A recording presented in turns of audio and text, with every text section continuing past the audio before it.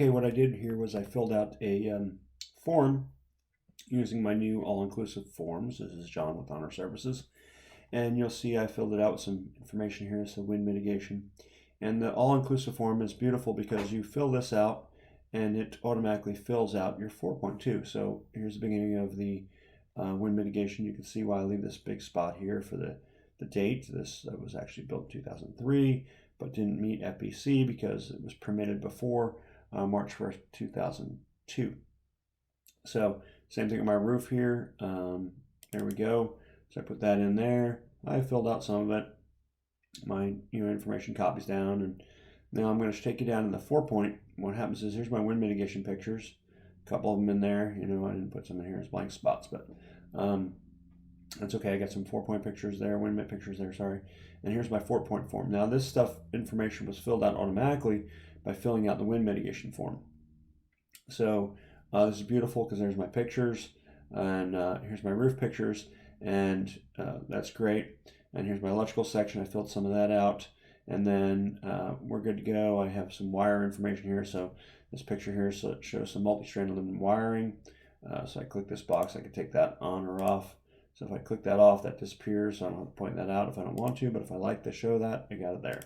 So that's great. But let's say, for instance, we decided that this house had another panel, and I know I mentioned this before. You can click a little plus sign right here, and you can see this is my wiring types down here. This is my panel page here. Now I set it up with 4 pictures initially, but these blank spots won't print, so you don't have to get rid of them, but they're there if you want to add 4 pictures. So if you were typically want pictures like of the wires in the panel or something like that, you might put those there, whichever you like, but they won't print if they're not filled out. There's none of this shows, so that's fine. But if I had another panel, you can see my wiring types are here. I click this button right here, and it automatically adds another panel. So now I can describe it as maybe this one had fuses, maybe this one was only an Eaton panel, and maybe it was only 150 amps, which typical, great. If I didn't like that and I wanted to keep one panel, that's fine. But it just kind of pushes stuff down. So this is how the 4-point works. Here we did it with a water heater. So we show the water heater here, and of course we'll call this one the garage. And we have that. We have our water heater, our label, and our TPR valve. And this one here, I have another water heater. Again, not the same one, by the way. This one's in the garage too. I used 2 different houses. So this one has a label, TPR. I also put my washer connection there. But say, for instance, we go back and our 4-point has something wrong and we have a picture that's in the way. I can delete this picture by hitting the minus button. I can add additional pictures if I wanted to. I can move this picture up by clicking the arrow up, or I can move it down by moving the arrow down. So this is great for re-inspections because I can delete pictures right out of the middle. I can add pictures in the middle if something updated. Say they change this water heater. I could change these out. Or say, for instance, I had a defect here on the electrical, and this was explaining my defect. I can just hit minus, and that picture is gone. So great way to run this form. And of course, if you watch my other videos, you can see that this information winds up down in my WDO form as well. So that's that there. Very nice, kind of like it.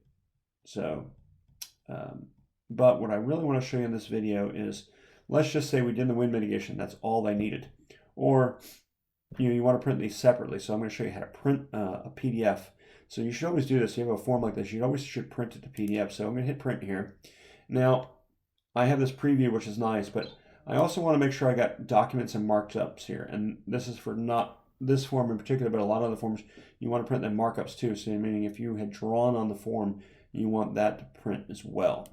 This form doesn't really need that, but I recommend it anyway.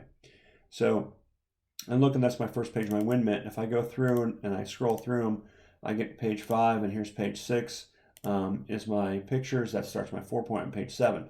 So 1 through 6 is my wind mitigation. So I'm going to click 1 right here. I'm going to change this to set of 17. I'm going to change it to 6. Now, these pages are dynamic, so there may be more than 17 on another form or less on another. So I'm going to hit print pages 1 through 6. So I'm going to hit print. It's printing this PDF to PDF, and I'm just going to put test here, 2, and hit enter. And now what's happening here is we're printing this to PDF, So as this is printing PDF, you got pages 1 through 5 and 1 through 6. And now what pops up here is what I call my PDF or my printed form. It's a flattened form. You can't go in and alter this without a whole lot of work. But this is my wind mitigation now. It doesn't have my 4-point after it. So this, I would say this is something like, I always use a last name, first name, address, city, and then I save it originally in this file as well at the end as an AI. And then when I go back to this one, I save this one as 1802. So it has the last name, first name, address, 1802. You can start it with 1802, last name, first name, whatever. Just a system I've had forever. So I save that as a different file, and then I can go back to here and I can print my 4-point. So I'll go back to here and say I want to print the 4-point on this one. We'll go pages, and I know my 4-point now because I did this already. Starts on page 7. So, and then it goes to right here we are, right there, and there's obviously I didn't finish filling that. So page 15. So I'm going to put 7 to 15. Now I know this is not all filled out. I get tired of filling out forms. So I'm going to pick pages 7 through 15, and then I'll do the same thing, and I'll resave that as my 4-point. And then I have that. If I had a WDO, I know those would be the last 2 pages, and then I would print pages 14 and 15 for my WDO. This form doesn't have it on there. So, but that's how that works. And once I save them, I can then send those out. I save this editable copy for myself. So if somebody calls back and says, hey, John, we got information on those shingles. Can you update this? We know they're FBC compliant because we found the paperwork and they're good. So can you put the product approval number in there and leave the permit application date or something of that nature, or the electrical problem was taken out of the 4-point. Can you remove that? Or the plumbing leak was fixed. Could you take that out? And you're updating it. So now the only thing I would do there is change the date. I obviously re-inspect because it's another inspection and I'm going to charge for another inspection, but I don't have to redo the whole form. It's still there. And then I would resave this as my AI updated. So it has another date, another name on it. So I would keep my original in case I need it for any reason, and then I would keep my new one, and then I'd reprint a WinMit or 4-point, whatever I'm updating, and send that out. So it saves a lot of work. Obviously when you go in, you need to move pictures around. It's beautiful. You can do that. So I can move this picture down here and decide that I want those, those pictures together, or something of that nature. I would do that, just there you are, my two strap pictures. So that's why I like this form the most. The disadvantage of this form is you cannot draw on this form with a commenting. So if you're using like Adobe and you want to comment on a draw, it will not work. On this form, you have to put your signature in as a graphic. So I'm going to go to, let's see here, and I'm going to go to my drawing, which is a GIF file, and my signature, and that goes in that way. Same thing with my initials, which I think this form has it on there, their GIF file. You put it in once, it goes throughout the forms, you're done, but that's how I do that.